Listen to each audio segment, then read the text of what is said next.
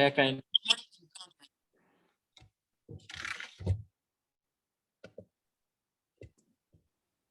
Assalamualaikum everyone. Waalaikumsalam. Hi, we are back with our creative and caring parenting in pandemic series. It's a course, a session that GENIUS AULAD and GENIUS Care would like to share with parents out there. We understand your struggles at home, and we are sharing here for you to get some points and tips on how to be a parent teacher at home. Okay, so I am Teacher Farah from GENIUS AULAD. I'm sure those of you who are watching are very familiar with GENIUS AULAD. We are a preschool catering 3 to 6 years old, and we are collaborating with GENIUS Care, who we have our special guest today. I'm not gonna say his name yet. And this is the second series, by the way, of our Creative Caring Parenting and in Pandemic series. The title for today, I think, is Creating a Supportive Learning Environment at Home for Infants and Toddlers. So to tell you about this topic, today I have a very, very special guest. He is the main man, the one behind our GENIUS Care, Encik Azhar. Without further ado, I'll give you some time, a couple of minutes enough, yeah, to introduce yourself, Encik Azhar. Hi, Assalamualaikum. How's everyone? How are you? Teacher Farah? Yes, I'm okay, alhamdulillah. Okay, by the way, I'm Azhar. You can call me by name. I've been parenting for, alhamdulillah, for almost 12 years now. I am also the head of GENIUS Care. Well, Mesti ramai yang tanya GENIUS Care. They've been looking it up, I guess. GENIUS Care is a wholly owned subsidiary of GENIUS AULAD International Group Sdn Bhd, which focuses not on preschool, however, providing a safe, warm, and supportive premium childcare for your children aged 3 months old to 4 years old. Previously, I was in business development. However, this past few years, I was involved in the childcare industry. And having said that, alhamdulillah, I've just finished my kursus Asas Asuhan and Didikan Awal Kanak-Kanak Permata, or famously known as kursus KP. Inshallah, I will be certified once I've passed my exam. So minta tolong, please make doa for me, inshallah. Inshallah, Azhar, inshallah. You know what? I just finished mine too. I'm also waiting for my exam. Yes. I see. Yeah, so we'll be in the same exam. Inshallah, if you pass together. Inshallah. Yeah. Inshallah. So just now you mentioned that GC is about childcare, right? Can you maybe, I think some parents might not understand the difference between a childcare and a preschool. Can you just give a brief explanation of the difference between the two? Okay, basically the difference between a childcare and a preschool is the age group. Okay, the age group. Childcare, we focuses on what do you call this? A child age 3 months old to 4 years old. However, in preschool, they focus, like in GENIUS AULAD, they focus more on children age 4 years old to 6 years old. And both are under different purviews. Childcare is under JKM, Jabatan Kebajikan Masyarakat. However, preschool, they are under Ministry of Education, MOE. And not just that, even the learning is different. We are using the Permata program, and for preschool, they use a guideline, KSPK. The KSPK. Okay, I think that was clear. Hopefully, parents are clear, because I think being in preschool put in GENIUS AULAD, many parents are asking, do GENIUS AULAD accept my child will be 2 years old? Would you accept my child? It's kind of difficult to explain to parents the difference between preschool dengan childcare, kan? Exactly. But hopefully your explanation is is clear, inshallah. Inshallah. About your topic today, ya Azhar, maybe you would like to elaborate a little more on what do you mean by creating a supportive learning environment at home for infants and toddlers? Okay, sure. So my topic for today is creating a supportive learning environment at home for both infants and toddlers. Why infants and toddlers? Because I focus on childcare. Before we start our session, I would like to give a reminder. This is a reminder to all parents out there that I'm sharing my own experiences, and I'm not in any way a specialist in this. Okay. Don't worry, Azhar, we're not judging you. No, we are all in the same boat. Oh, thank you. Alhamdulillah. However, after my sharing, it would be great when parents can recognize the effects of learning environments on our infants and toddlers. So let me dive straight into our first point. How does an environment affects you? Okay, we're gonna do. I'm gonna ask you a series of questions, and it will show you how environment can affect you. Okay, you can close your eyes, or you can't. You don't have to close your eyes. It's up to you. Can you tell me a place that you love to go before the lockdown? Do you have a one specific place that you love to go? One place, it can be general, right? It can be general, yeah. I want to go to the beach. The beach. Okay. Can you please describe the place? Sandy. Okay. The sea. Okay. And maybe collecting seashells. Awesome. Okay. When you're at the beach, right, and you have these elements of the sea, collecting seashells and the sand, can you describe the feeling that you have when you're at the beach? The feeling. This one feeling. Okay, this is deep. Hmm. Feeling. I'd feel happy. Okay, good. What do you call that? Spacious, because it's like when you look at the sea, it's endless.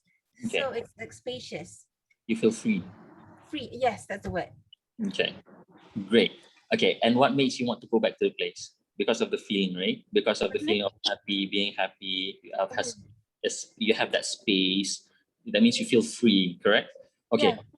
Now the opposite. I want you to tell me a place that you dislike the most to go to. Okay, I'm not gonna see any specific places, but Okay. Supermarkets. Okay, supermarkets. Can you describe the place?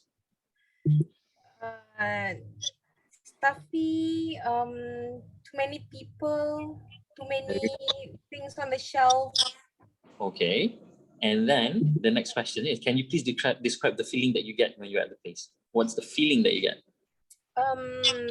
Uneasy. It's like I want to, quickly do my shopping and get out of that supermarket. Exactly. So, wait, how is this related to this topic today? Okay.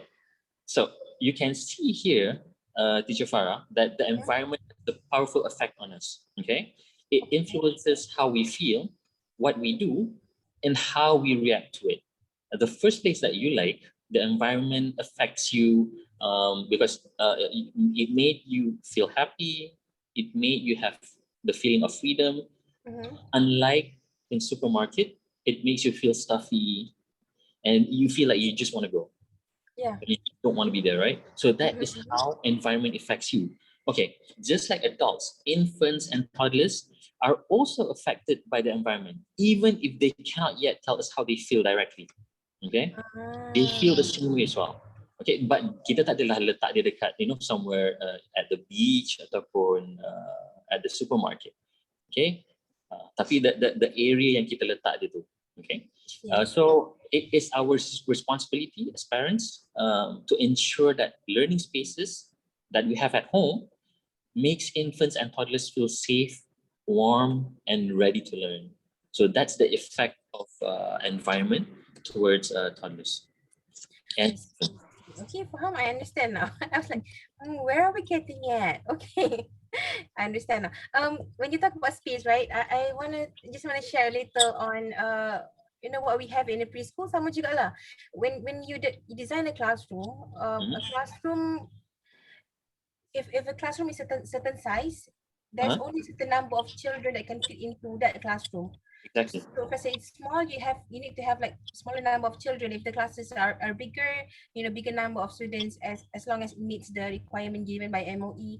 And then, you know, the colors even, and then the things that you put on display. Do you know that things that we put on display on the wall in the Mhm. classroom has a purpose? It's not just for display. Of You course, know, of those course. kind of things lah.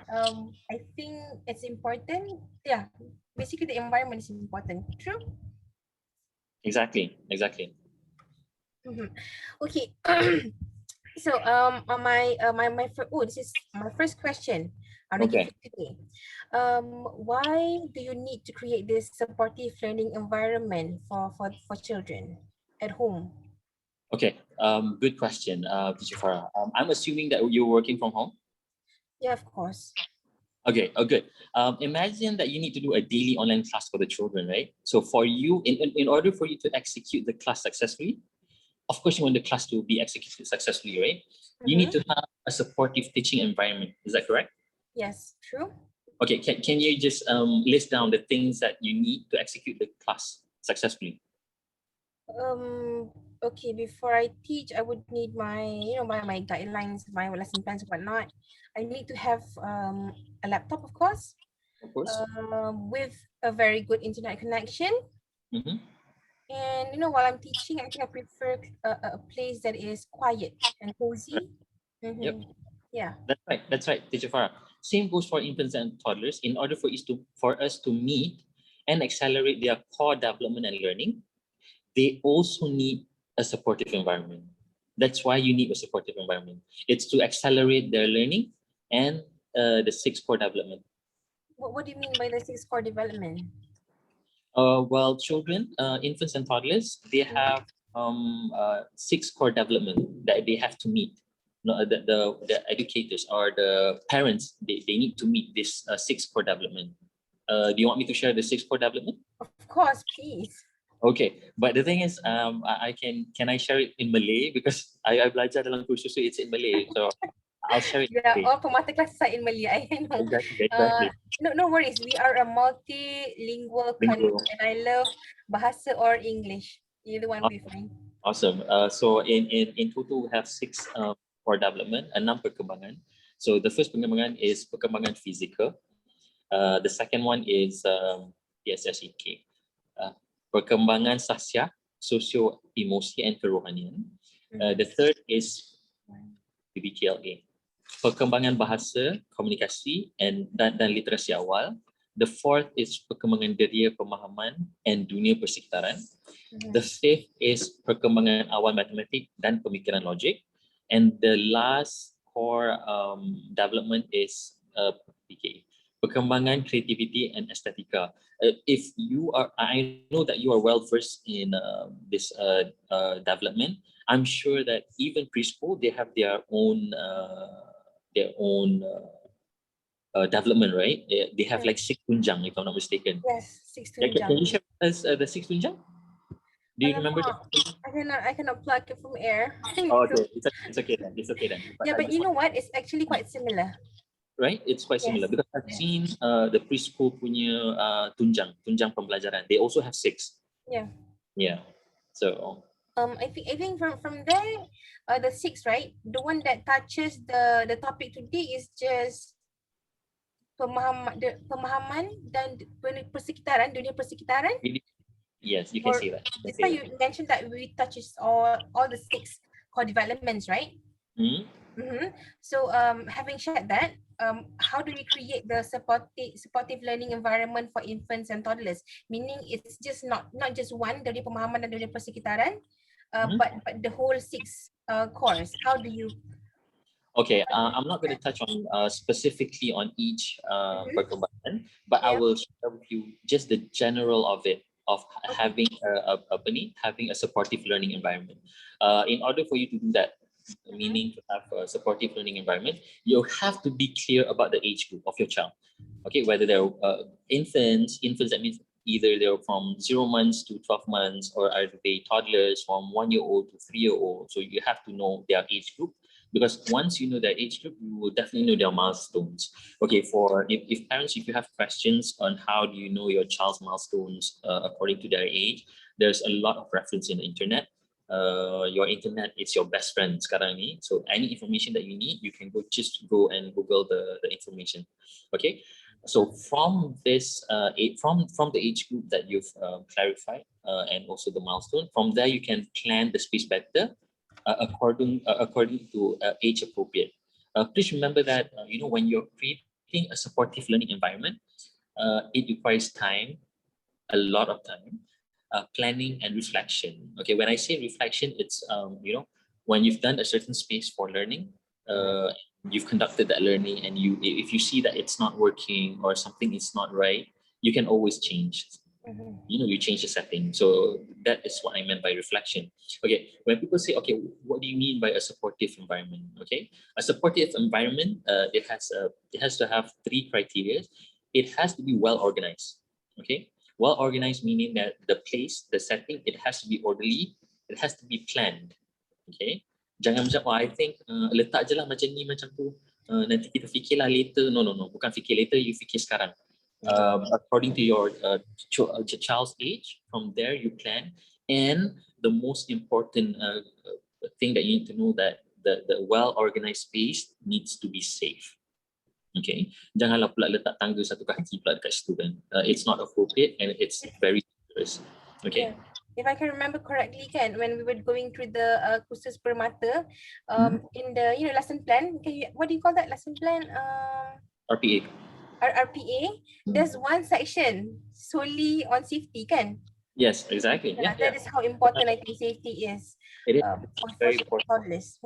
Even for you, for anyone who wants to open kita keluar sikit, a bit more general. Even if you want to go open a childcare center, the hardest to go through is actually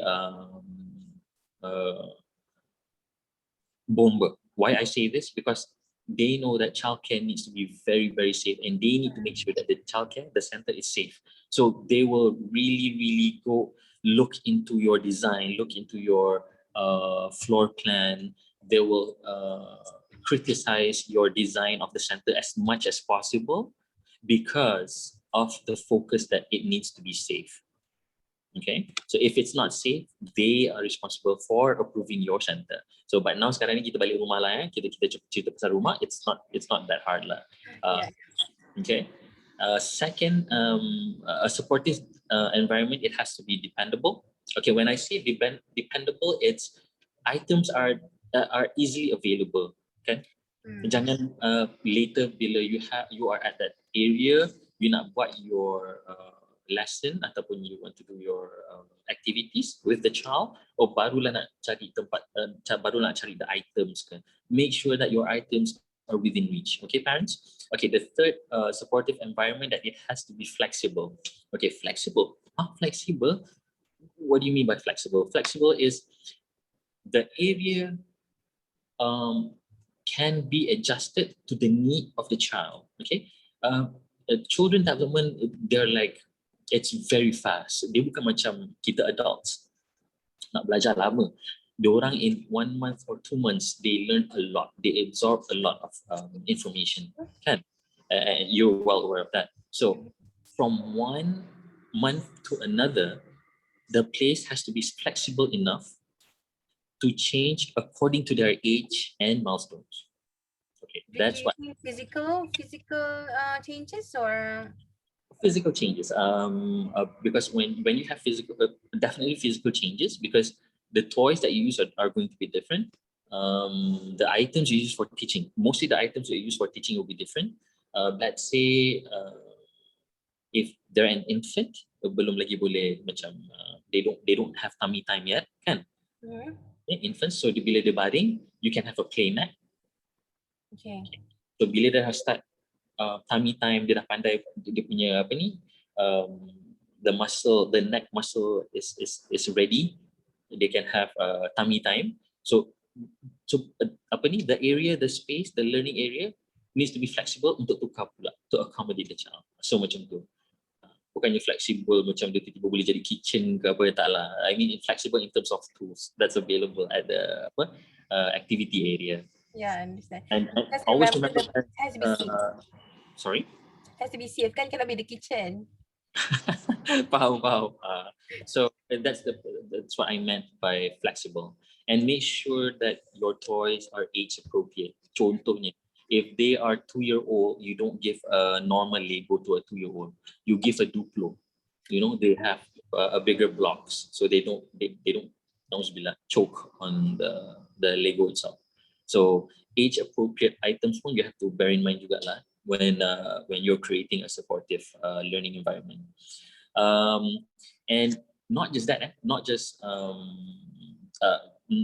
the 3 criteria. A supportive environment needs to send out a certain vibe ataupun a message to the child. Contohnya, dia ada banyak, but I'm going to share three messages that the childcare, the area, the learning area needs to send out to the child. It needs to tell the child that this is a good place. Maksudnya, you can do, this is a good place. How to achieve this? By frequently bringing the infant or the toddler to the area and showing love and affection towards the child. Okay. So every time they feel that love and affection, it's associated with the area. Oh, Okay. Faham? So So, meaning they would be like, okay, if I go to this place, I'll feel happy. So next time I want to come here again. Macam tu. Exactly. You imagine, I'm not saying it, I'm just giving a situation where contohnya a mother is always carrying the infant pergi masak. Can you imagine? Dan kita pun kalau masak, kalau kena minyak panas terpercik pun kita melompat, apa tak infant. So that will create a negative vibe. Okay? So kita rasa macam it does not affect the child, but if it does happen frequently, the child will, they don't want to go to, dia akan belajar, they will learn, and okay, they know that this is not a safe place. A kitchen is not a place for a child to go. But it's good to have that feeling. Cumanya, is it good to have to let them experience the minyak panas percik macam tu lah. Okay. So at this area, to show the message that this is a good place, you can also use neutral decorations and furnishings. You can also provide soft spaces with a lot of pillows, cushions, and area rugs. But sometimes children, they love to, just lay down, lay back, tak nak belajar, and have their own, nook. And this can be a very special place for them to have like cushions and rugs. You can, okay, one thing that people tend to forget, kita selalu macam letak gambar, we put our gambar dekat certain area. Sometimes kita letak as decorations there. But for toddlers and infants, if you put your face or the other family member punya pictures, it will give them a sense of calmness because it makes them more familiar to the place. Dia rasa macam we are there at the space lah. Okay? So they feel like macam connected lah somehow kan. Exactly. Even if you're not there, oh your picture is there, so I feel belong to, can. Correct. So that's the first, baru the first message. There's 2 more messages that the space needs to radiate, send message to the child. Second is we want the area to say that to the child that you belong here. Okay. So you can put a lot of their pictures as well, so that they can have that sense of, like you said, the sense of belonging. They can see the photos there, which is good lah. It brings familiarity. The third is we want to send out a message that this is a place that they can trust. Okay, children need a safe and predictable spaces. They also need a safe and predictable routines. Okay, make sure the spaces you have for learning is always neat and orderly. It has to be neat and orderly. Then it can become safe. You don't want children to trip over things. Okay. And the other thing is what you can do is you can also change the order of the space, okay, but not too often, okay. And learning environment is so important. Okay, this is the point that I would like to share. This is very interesting. Learning environment is so important that Reggio Emilia approach. I think you've heard of that before, Reggio Emilia. As parents, again, you can Google Reggio Emilia. Approach to early childhood education recognizes the impact of the environment by referring the environment as the third teacher. Of course, the first and second teacher is the caregivers and also the parents. So can you imagine the environment is referred to as the third teacher? Okay, so you can research on Reggio Emilia and read more about her. Sorry, not her. It's not her. It's approach. Reggio Emilia approach. It's not a person. It's not a Okay. person. I think this one it connects to the point I give tadi tu lah. The apa? Environment is, you know, if you leave a child at a place, you don't necessarily need the teacher or the parent, but they can actually learn by looking at the things on the wall, by, you know, having things that are familiar that they can look at every single day. That is actually learning, right? Exactly. By just looking at color spoon, without doing anything, by just having color spoon, they're actually learning. Because children, infants, they learn differently, and you have to know the how the mind works in infants. But we're not going to go into that today. That was very long. We're just going to go into spaces, learning space. Can you share with me what are the very significant spaces that you have for preschoolers? What do you mean? Significant places in the preschool? Yeah. Of course, we have the classroom, we have the assembly area, we have the pantry, and of course the toilet area. And I guess it is very well planned as well. Of course, it's very well planned. At every what do you call that? Every area there's a specific a guideline on what teachers can say, can do. Oh, Even apa ni, since we're in Islamic preschool, they share the doa at a specific area. Example, in class, what kind of doa do they read? In assembly area, what kind of doa do they normally read? In the pantry, before going to the toilet. It is well planned. It is not something that you simply just put and then expect children to learn from it. It has a purpose. that's awesome. That's awesome. Like I said, it's because of your 20 years experience in early childhood. Yeah. Can I share with you some possible learning areas that you can have at home? I have around 12, but I'm not expecting parents to have all 12 at home. Okay, so you can pick and choose. Obviously, you can I share? Sure. I'll share. Please. Okay. So I would like to share some possible learning areas when creating infant or toddler room, such as you can have the first, you can have cozy spaces to safely take a break after learning or after activities. You can have a reaching, grasping, and kicking area. You can have like various hanging materials, where babies, where they kick. So to have that, it's as simple as having a play mat.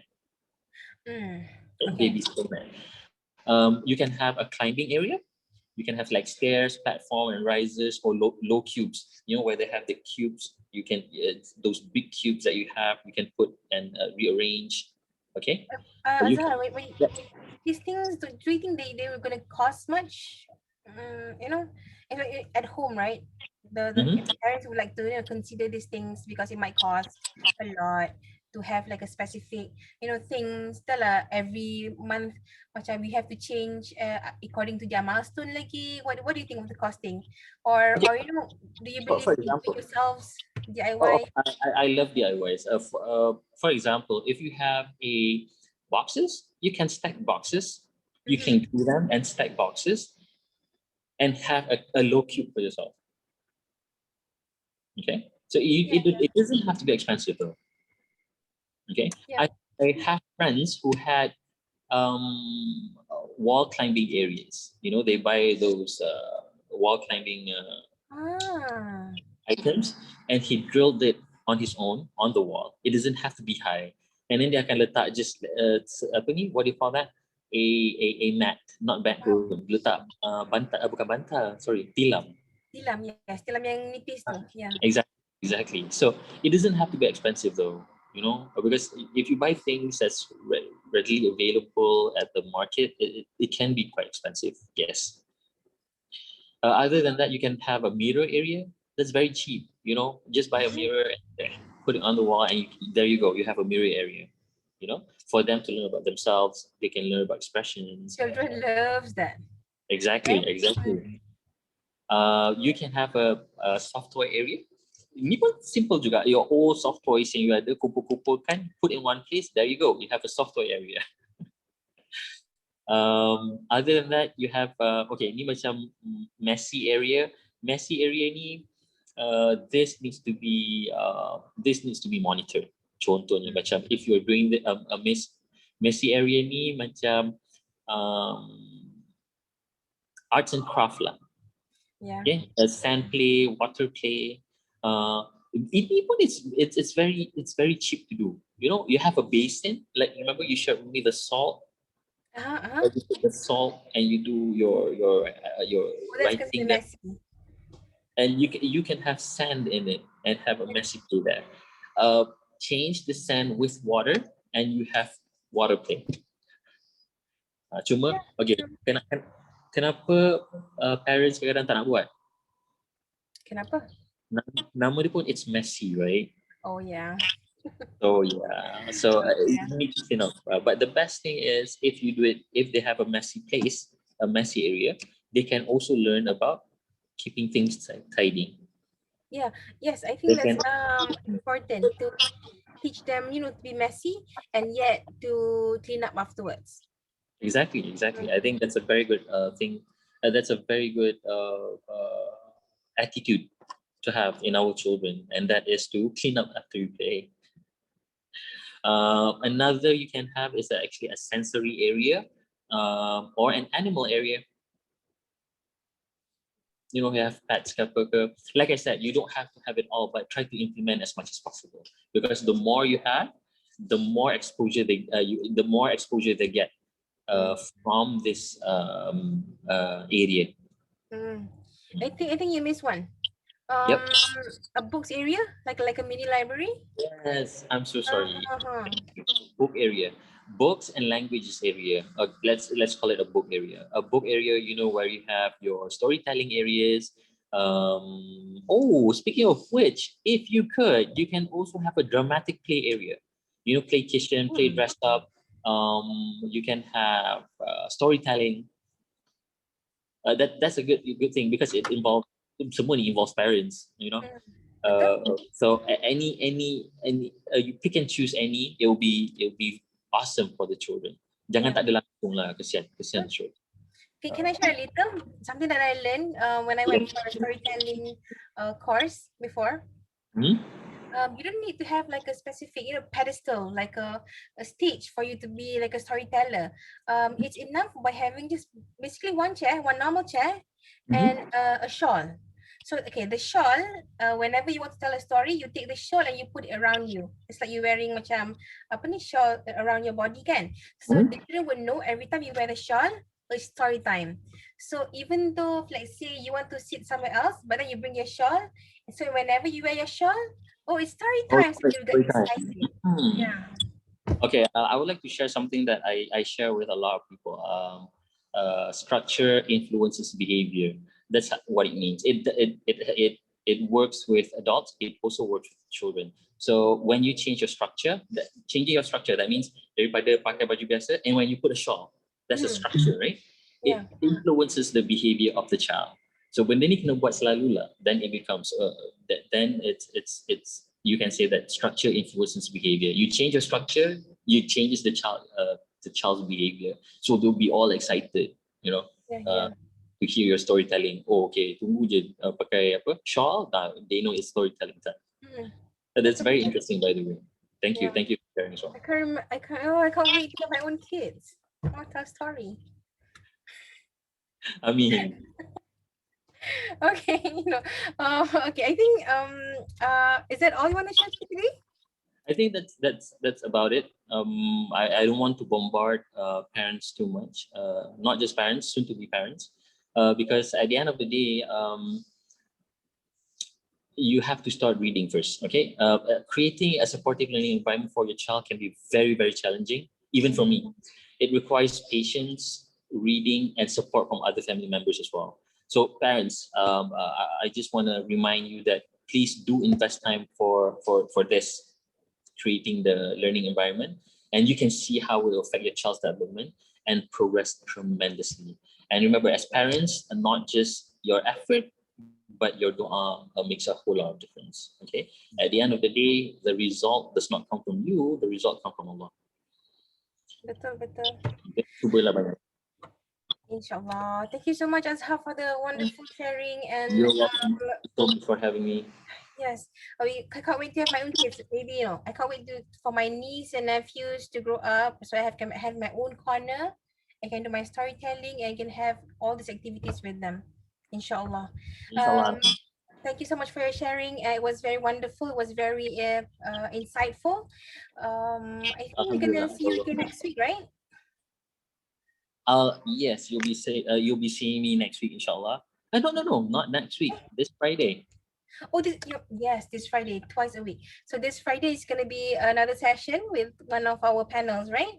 Yes, very special. Tak boleh cakap sekarang. Nanti Tak tak boleh cakap sekarang, rahsia. rahsia. All right, thank you so much, everybody. Have a wonderful day. I think you can have lunch soon. Yeah, have a good rest and thank you, Encik Azhar, again. And thank you Thank to you, all Farah. parents, teachers, and everybody who's listening. Assalamualaikum. Bye. Bye.